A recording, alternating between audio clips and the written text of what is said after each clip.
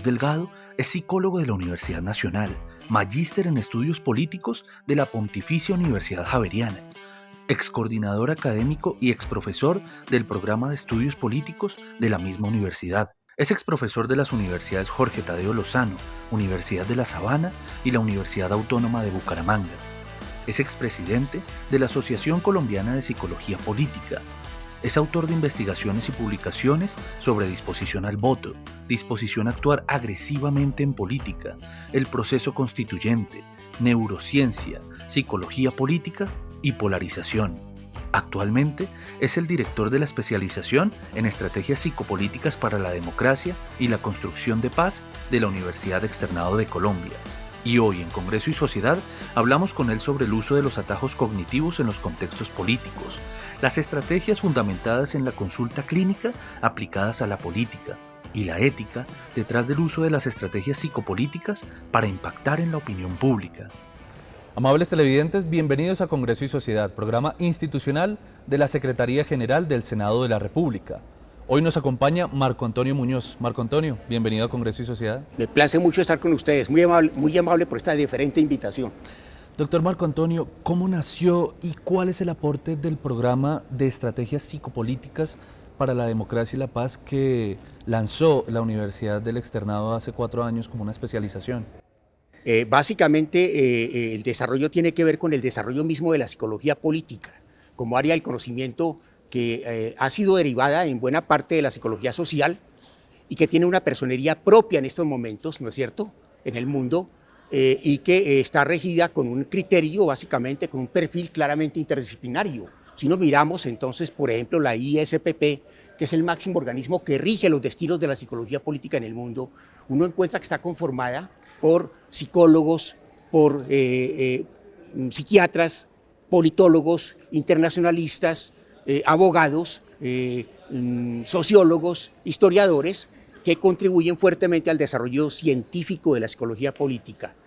Y por otro lado, pues el salto que ha dado la psicología política en el mundo, en sus conocimientos científicos, para generar tecnología psicopolítica, que le permite precisamente en estos momentos a la psicología política en el mundo hacer una propuesta psicopolítica que buscamos precisamente que se desarrolle en beneficio de buenas causas, de causas loables, de causas valorativamente positivas, como es básicamente el fortalecimiento de la democracia y el fortalecimiento de la paz en Colombia y en el mundo, por supuesto. Claro, y eso es muy interesante porque cuando se escucha esto de la psicopolítica, se relaciona quizá por el paradigma que existe más con las estrategias de manipulación, pero esto no es así porque justamente se está buscando un enfoque de paz, ¿es correcto?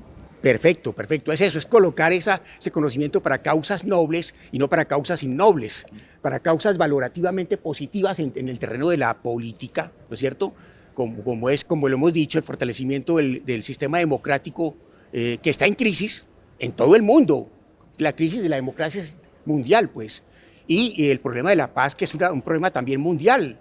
Entonces son dos problemas fundamentales para el mundo en estos momentos, ¿no es cierto? Democracia y paz, y creemos que tenemos el deber de aportar desde el ángulo de la psicología política a la solución, ayudar a la solución de esos problemas. Vamos a desglosar un poco más lo que es la psicología política desde el punto de vista del cerebro.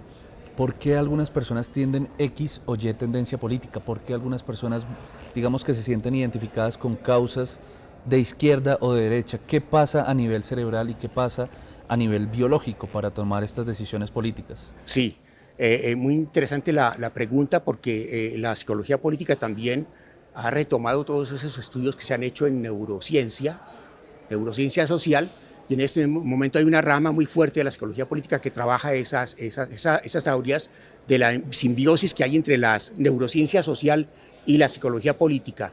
Y se ha encontrado muy claramente que, por ejemplo, el cerebro, el funcionamiento cerebral de las personas de izquierda tiende a ser un poco distinto del funcionamiento cerebral de las personas de derecha.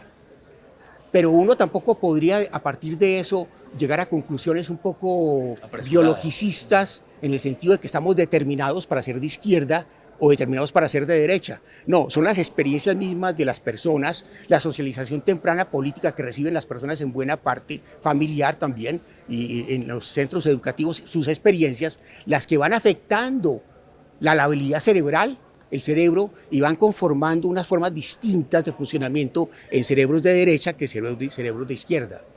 Es algo muy impactante porque quiere decir que realmente la tendencia política sí influye en el pensamiento de uno, sí influye en su día a día y sí influye en su ejecución en las decisiones. Evidentemente, sin las percepciones, en las sensaciones, la capacidad de colocarse en la postura de la otra persona. Ese tipo de cosas sí se van afectando con las posturas que uno asuma de derecha o de izquierda, pero van afectando el funcionamiento cerebral también, por supuesto. Doctor, ¿y qué impacto tienen los políticos en la psicología de masas teniendo en cuenta esta información de la que ustedes disponen? Pues que estas son áreas muy nuevas del conocimiento, ¿no? Lo que se llama la neurooratoria, por ejemplo, que se está hablando ahora de la neurooratoria, son áreas muy recientes del conocimiento.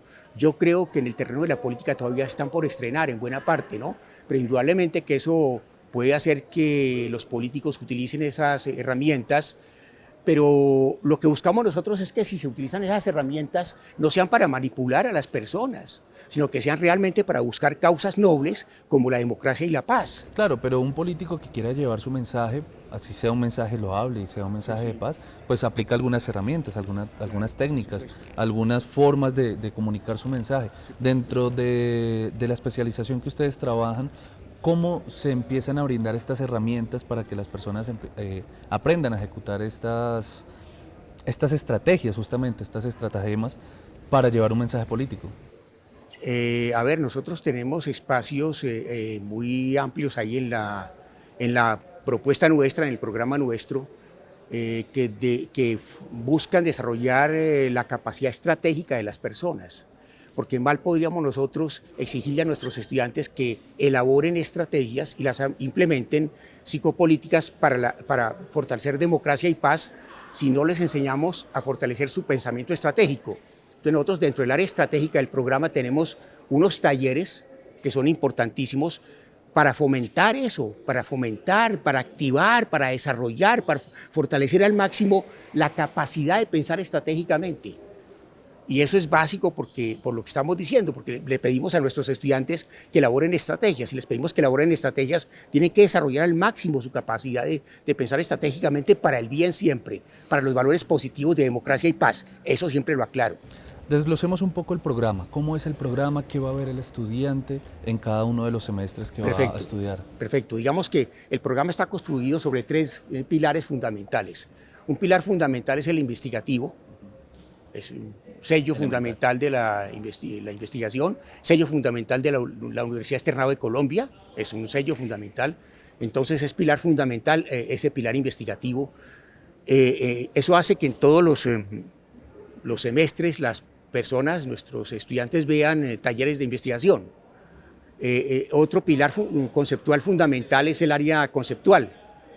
El área conceptual está constituida por los seminarios de psicología política, con los temas que aborda la psicología política, temas que tienen que ver, por ejemplo, con el liderazgo político, con los atajos cognitivos, con la participación política, con la opinión pública, con la persuasión política, ¿sí? Con la socialización política, ¿no? Ese tipo de temas con la psicología de la guerra y la guerra psicológica, son temas que abordamos en nuestro programa, ¿no es cierto? En la parte conceptual. En los seminarios de psicología política. Conceptualmente también trabajamos otros seminarios al láter y adyacentes que tienen que ver con democracia y paz, en el área conceptual. Luego en el área ya estratégica lanzamos al estudiante a que aplique esos conocimientos, porque nosotros no queremos en el programa unos conocimientos puramente enciclopédicos y librescos que, ¿no? Pues, que se quedan ahí a mitad de camino. Nos llevan a aplicarlos a la realidad. Queremos que nuestros alumnos apliquen eso a la realidad, exactamente esos conocimientos que reciben en las aulas a la realidad. En el área estratégica, entonces, hay unos seminarios que se encargan de guiar esas prácticas que hacen nuestros alumnos, ¿no es cierto? Que puede ser en un partido político, en una ONG, en una institución pública o privada, en una organización, en una colectividad, ¿no es cierto? ¿Han hecho alguno de esos ejercicios acá en el Congreso de la República? No, estamos por hacerlo y eso sí los invitamos a que los desarrollemos. Ahí está el espacio para que lo hagamos, por favor. Está el campo positivo y verde para que los hagamos, por favor, porque sí se han hecho en muchos otros escenarios. Y entonces el estudiante en esos escenarios tiene que diseñar una estrategia, ¿no?, psicopolítica, implementarla, obtener resultados y producir un informe académico sobre esos resultados, ¿no?, siempre vinculando su estrategia con el desarrollo de democracia y paz, que es un tema fundamental. ¿Y ya cuál sería el campo de acción laboral de estos estudiantes? Estos estudiantes entonces pues pueden trabajar como asesores de políticos, asesores de campañas, asesores de parlamentarios, de congresistas, asesores de gestión pública, asesores de instituciones, ¿no es cierto?, asesores de ONGs, etcétera, siempre buscando desarrollar estrategias para la democracia y la paz en Colombia o en diferentes partes del país, porque hemos tenido estudiantes también de otros países. Volvamos a los atajos cognitivos. ¿Cómo pueden los atajos cognitivos simplificar el proceso de toma de decisiones en los políticos? Bueno, los atajos cognitivos es algo que nosotros en forma natural usamos cuando pensamos. Nosotros usamos siempre atajos cognitivos. Entre más compleja sea la realidad, más tendemos a usar atajos cognitivos, porque si no, no podríamos, en medio de esa realidad llena de estímulos, de complejidades y todo eso, movernos funcionalmente. Pero más los políticos y más la élite política, porque la élite política y los políticos tienen que tomar decisiones, y tienen que tomar decisiones en un ambiente de mucha incertidumbre, en un ambiente de mucha complejidad, en un ambiente manejado por un conglomerado inmenso de variables. Entonces, el político, el que decide políticamente, de la élite política que toma decisiones, necesariamente, aunque no quiera, tiene que utilizar atajos cognitivos para tomar decisiones. Y además son expertos en eso. La gente que toma decisiones en la política se vuelve experta en usar atajos cognitivos eficazmente para tomar decisiones eficaces. ¿Qué tipo de atajos cognitivos suelen tomar los políticos? Un ejemplo, por ejemplo, el atajo cognitivo es lo mismo que heurística. El atajo cognitivo de heurística es muy usado, por ejemplo, uno muy usado en la política es el atajo de disponibilidad, que es utilizar la información más fácilmente disponible y sobre esa base tomar decisiones. Entonces, cuando, por ejemplo, un partido político, eso está aprobado en los estudios de psicología política, va a construir una plataforma programática o ideológica, utiliza el atajo cognitivo de lo disponible, acude a lo disponible, a lo que esté más cerca disponible, y con base en eso elabora su discurso intelectual, su discurso ideológico, su propuesta programática, utilizando los atajos cognitivos. Pero en general los presidentes también lo usan, los mandatarios, la élite política, los ministros utilizan muchos atajos cognitivos, entre ellos ese que le estoy comentando, el atajo de la disponibilidad. Pero hay muchos otros. Doctor Marco, ¿qué técnicas psicopolíticas son las más usadas para influir positivamente en la opinión pública? Por ejemplo, está el atajo cognitivo del ancla.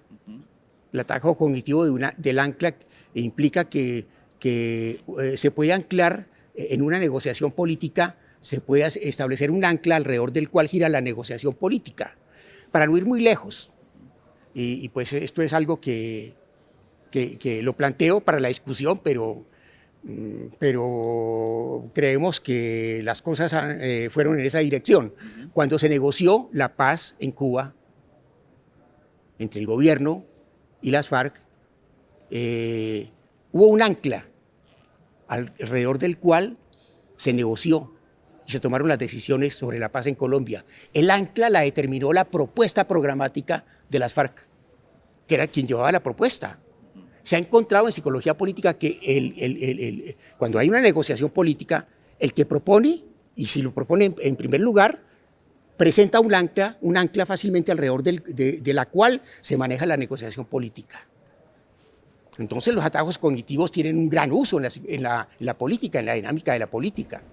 Incluso pueden ser usados de manera activa o también de manera pasiva. Es decir, hay algunas personas, algunos líderes políticos que tal vez no conozcan desde la profundidad de la academia que existen estos atajos, pero sí en el día a día y en su discusión. lo usan de una manera espontánea, ciertamente. Sí, claro, aunque sería mejor tener claro esos elementos de la psicología del hombre, frente a la dinámica de la política. Pero es cierto, muchos políticos se vuelven... Ya hemos dicho que la élite política es muy diestra en el manejo de los atajos cognitivos, aunque no sea consciente que existan, independientemente de que sea consciente o no de que existan.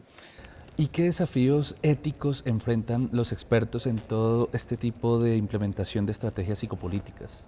No, pues nosotros creemos que la parte ética es fundamental porque ahí seguramente conocemos de experiencias, de estrategias que se usan para manipular, y como usted lo ha dicho anteriormente, y para usos negativos, ¿no? Para conductar a la gente, ese tipo de cosas, ¿no? No, aquí, entonces es muy importante que la persona que diseñe esas estrategias tenga unos valores éticos muy claros, muy limpios, muy límpidos, ¿no? Que no le permitan usar eso para cosas negativas, sino para cosas positivas. Es todo el debate que hay entre la tecnología y la ciencia, ¿no? La tecnología por sí misma no es buena ni mala. La tecnología puede usarse para una causa muy mala, ¿no es cierto? O para una causa muy buena, ¿no es cierto? Los principios de las partículas atómicas se pueden usar para crear una bomba atómica, pero también se pueden usar para el beneficio de los enfermos. Para generar de los energía. enfermos, exactamente, y de los enfermos, en salud, por ejemplo. Entonces, es muy importante la parte ética. Usted toca un elemento clave del proceso, la parte ética, que es fundamental en nuestra universidad también, ¿no? Los valores éticos, los valores ciudadanos, los valores cívicos, los valores al servicio de la democracia, los valores al servicio de la sociedad.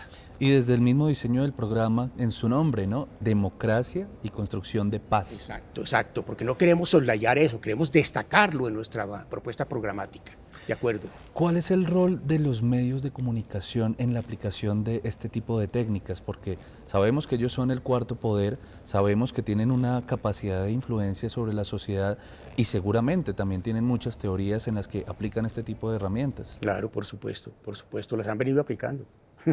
Sí, las han venido aplicando, evidentemente, los medios de comunicación, sí, claro. Y eso hace que pues hay que también estudiar académicamente muy seriamente el papel de los medios de comunicación en la opinión pública, porque es eso, básicamente, ¿no?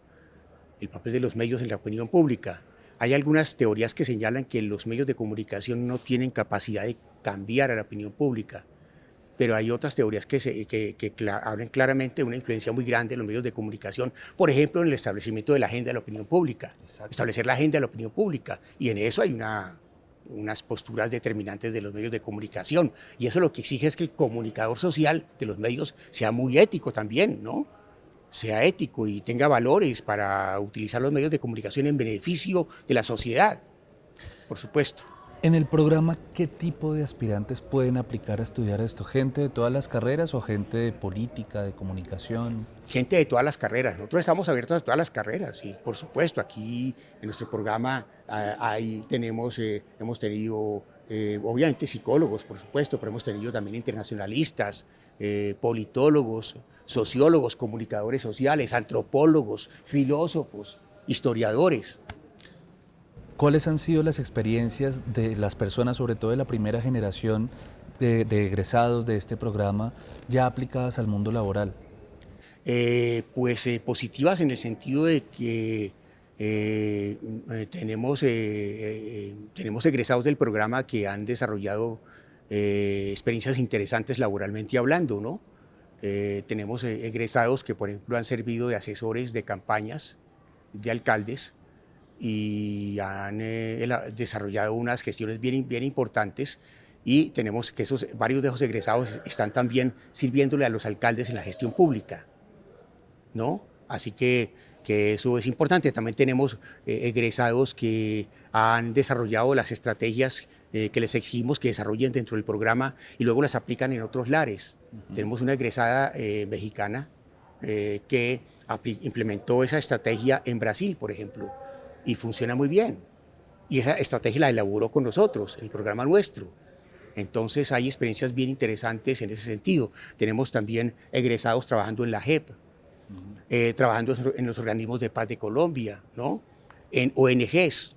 Entonces son campos de acción importantes en los cuales nuestros egresados pueden desplegar los conocimientos y la formación y las destrezas que reciban claramente en nuestro programa, pues.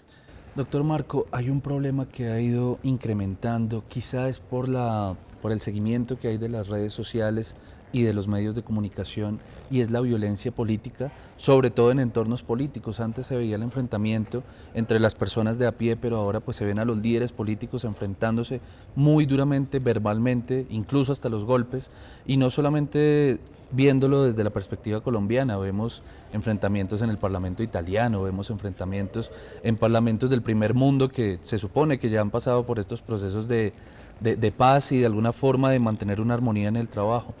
¿Cómo hacer, y este programa, cómo enseña esas estrategias para prevenir justamente la violencia política en estos entornos?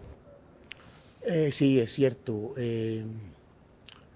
Hay una tendencia en el mundo a la polarización, ¿no? Que no solamente en Colombia, sino, como usted muy bien lo señala, en el mundo.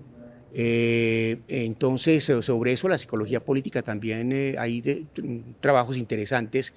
Nosotros actualmente estamos investigando, estamos desarrollando investigaciones ahí en la Universidad Externado de Colombia sobre polarización, porque entendemos, como usted muy bien lo señala, que es un problema muy tangencial, muy claro, muy fehaciente que hay en el mundo y que hay que buscar fórmulas para despolarizar a la gente, ¿no? Entonces, ahí nosotros venimos trabajando con unas investigaciones que han hecho los psicólogos políticos israelitas, que han desarrollado estrategias fundamentadas en la paradoja, estrategias paradójicas, que permiten despolarizar las sociedades. Nosotros estamos trabajando, estamos comenzando a trabajar investigaciones de psicología política en nuestra universidad en esa perspectiva. Eso es un aporte muy concreto de la psicología política, ¿no es cierto?, a la paz en el mundo, en el sentido de buscar despolarizar sociedades altamente polarizadas, sociedades que cada vez se polarizan más, como usted muy bien lo señala. Y brevemente, ¿cómo funciona esa despolarización desde la paradoja? Son estrategias fundamentadas en la consulta psicológica clínica. Es que varias de esas estrategias que tienen aplicación en la política se derivan de la consulta psicológica clínica. Entonces, en la consulta psicológica clínica, los psicólogos utilizan estrategias de paradoja para quitarle pensamientos muy extremados a los pacientes, para desestremar el pensamiento de algunos pacientes. Y funciona muy bien en la psicología clínica. Entonces, eso se ha trasladado a la psicología política y está funcionando muy bien.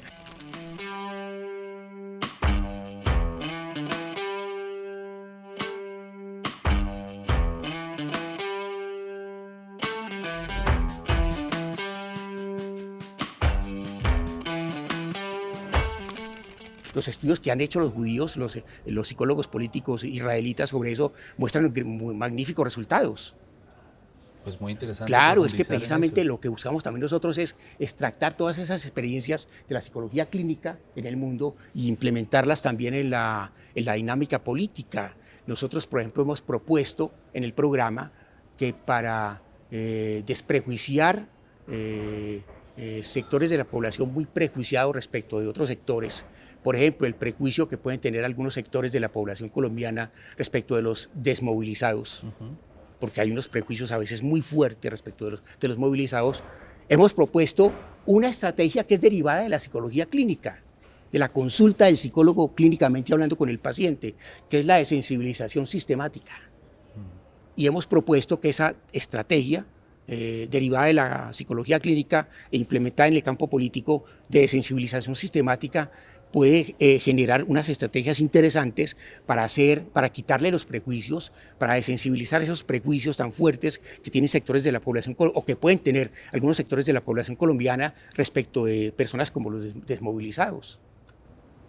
Vaya punto interesante. Sí, claro. Doctor, hay un rol muy importante en la política moderna y es el rol de las redes sociales. Cada día vemos más políticos que han construido su figura, que han construido su discurso netamente orientado a las redes sociales, y eso los ha traído aquí al Parlamento, y no solamente en el Congreso, en todo el mundo vemos casos de éxito de este tipo de comunicación. Entonces, ¿cuál es la relación entre las redes sociales y el activismo político y cómo entran a jugar allí las estrategias psicopolíticas? Bueno, las redes sociales son algo que es inevitable, ya es una realidad inevitable, inexorable, y en la política es inexorable, Cada vez tienen más fuerza las redes sociales, ¿no es cierto?, en la política. Indudablemente es una realidad que no se puede negar. Entonces, lo que hay es que entender que eso forma parte de la realidad política y darle la importancia capital que tiene en estos momentos en el mundo dentro de la dinámica del comportamiento político, porque son un recurso fundamental, son un recurso para movilizar a la gente, un recurso para politizar a la gente, un recurso para lograr que la gente obtenga ciertos logros políticos. De eso uno no se puede abstraer de eso porque estaría por fuera de la realidad. Entonces nosotros también tenemos, lógicamente, dentro de los seminarios de psicología política, tenemos unas unidades específicamente dedicadas a las redes sociales, desde la perspectiva de la psicología política, por supuesto. Hablemos un poco de los docentes, de los profesionales que están allí enseñando estas estrategias psicopolíticas. ¿Cuál es ese cuerpo docente que compone este programa? Correcto, sí. Nosotros tenemos ahí, primero que todo, un grupo de psicólogos políticos fuerte ahí, que es de lo mejor que tiene el país realmente en psicología política. Los tenemos ahí, gente que tiene mucha experiencia en psicología política, que ha hecho investigación permanente en psicología política, que ha producido publicaciones en journals importantes en el mundo, en el terreno de la psicología política. Los tenemos de profesores ahí con nosotros. Eso es una garantía de la calidad del programa, porque nosotros creemos que la calidad del programa en buena parte depende de la calidad de los profesores. Claro. Eso es fundamental. Además de eso, tenemos también algunos politólogos que trabajan lo que es la democracia y paz, básicamente, ¿no es cierto? Básicamente. Y pues otros profesores de planta de la universidad y de la facultad que nos colaboran en toda la parte investigativa y de estrategias y todo eso. Pero aparte de usted, ¿algunos nombres puntuales de estos profesores? Ah, sí, está el doctor Mauricio Aponte, que es un gran investigador, profesor importantísimo de la Universidad Externado de Colombia. Tenemos al doctor Wilson López, que es una autoridad internacional reconocida en psicología política. Tenemos al doctor Gaviria, que es otra autoridad muy importante en psicología política en Colombia. Tenemos al doctor Valencia, que es experto en opinión pública, una persona que tiene una gran experticia en opinión pública. Tenemos la decana nuestra de la Facultad de Comunicación Social, que es profesora nuestra, es súper experta en medios de comunicación, nos dicta el seminario, nos dicta la unidad, el módulo de medios de comunicación. Y tenemos un cuerpo de profesores realmente muy serio, muy riguroso, muy capaz, muy estricto, que lo podemos mostrar y lo podemos presentar como garantía fundamental de la calidad de nuestro programa. Doctor Marco Antonio, antes de finalizar la entrevista, quiero que le dé un mensaje aquí a esta cámara a todas estas personas que vieron esta entrevista y están interesados en estudiar este programa. Excelente, pues el mensaje es a que se integren a nuestro programa, a que se inscriban en nuestro programa. Estamos ya comenzamos la próxima corte el 11 de julio, así que son bienvenidos los antropólogos, los psicólogos, los filósofos, los historiadores, los economistas, los internacionalistas, bienvenidos a nuestro programa, porque aquí tratamos de formar personas que tengan experticia en estrategias psicopolíticas y siempre al beneficio de la democracia y la paz en Colombia y en el mundo. Bienvenidos. Profesor Marco, ¿cuáles son las redes sociales de la universidad y dónde puede conseguir más información la gente que esté interesada en tomar esta especialización? Perfecto, nuestro programa depende de la Facultad de Ciencias Sociales y Humanas de la Universidad Externado. Evidentemente, entonces, la manera más funcional es consultar la página web de la universidad, buscar la Facultad de Ciencias Sociales y Humanas, posgrados, ahí encuentra la especialización nuestra en la página web de la Universidad Externado de Colombia, y ahí encuentran toda la información, ¿sí?, sobre el programa, cuerpo de profesores, trayectoria de los profesores, la propuesta curricular, el pensum, la duración, los horarios, etcétera. Así que pues ahí los invito a que consulten la página web de la universidad y la página web de nuestro programa en la Universidad Externado de Colombia. Bueno, Marco Antonio, pues muchas gracias por tu presencia aquí en Congreso y Sociedad. Realmente creemos que es un programa que aporta mucho valor, sobre todo en estas instituciones que Ciertamente. requieren de conocer este Así tipo de es. estrategias. Una pregunta que se me escapó, ¿hay algún senador, algún representante a la Cámara o algún político que haya ya tomado este programa?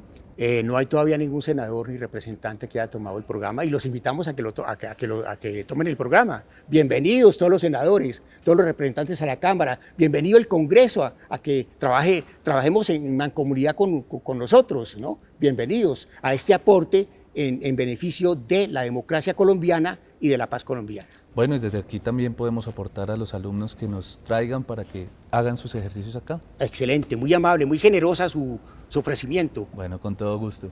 Y a ustedes, amables televidentes, los invitamos a contactarnos a través de nuestras redes sociales. Los esperamos aquí en Congreso y Sociedad en una próxima oportunidad.